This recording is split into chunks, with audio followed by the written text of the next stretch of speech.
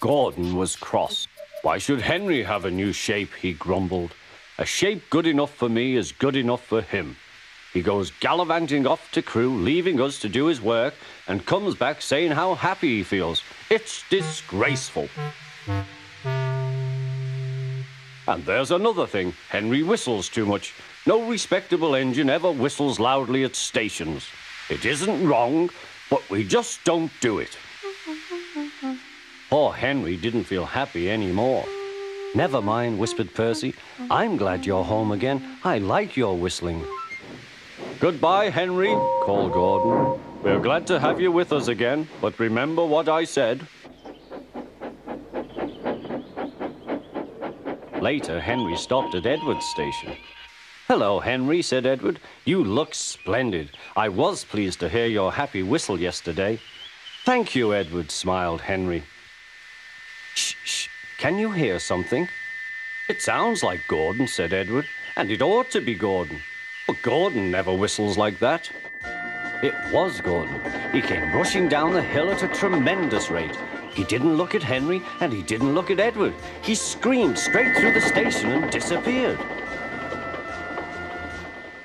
Well, said Edward. It isn't wrong, chuckled Henry, but we just don't do it. And he told Edward what Gordon had said.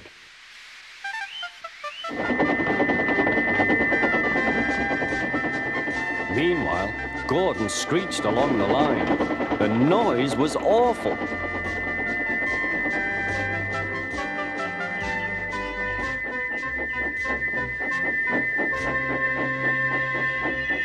At the station, everyone held their ears. The Fat Controller held his ears too.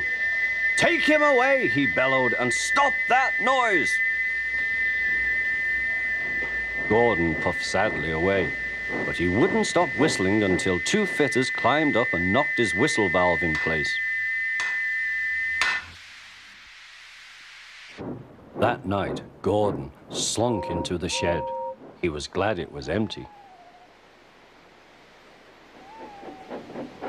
It isn't wrong, murmured Henry to no one in particular, but we just don't do it. No one mentioned whistles. Next morning, Henry was enjoying himself enormously. I feel so well, he sang. Trickety-trot, hummed his coaches.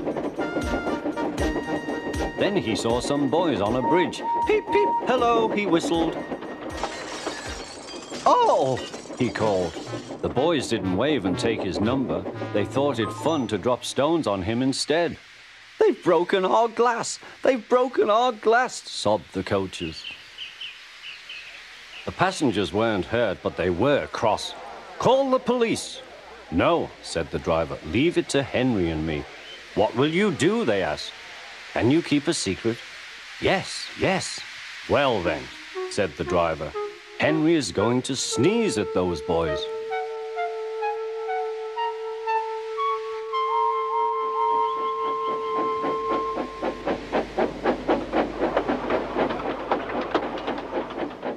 Lots of people were waiting at the station just before the bridge. They wanted to see what would happen. Henry has plenty of ashes, said the driver. Please keep all windows shut till we have passed the bridge. Henry is as excited as we are, aren't you, old fellow? Henry was feeling stuffed up. Soon they could see the boys, and they all had stones. Are you ready, Henry, said his driver. Sneeze hard when I tell you. Now, he said. Achoo, shoo!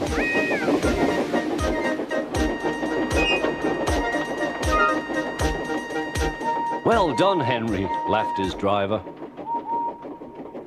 Henry went home very pleased with himself. He had taught Gordon and silly boys a lesson with a whistle and a sneeze.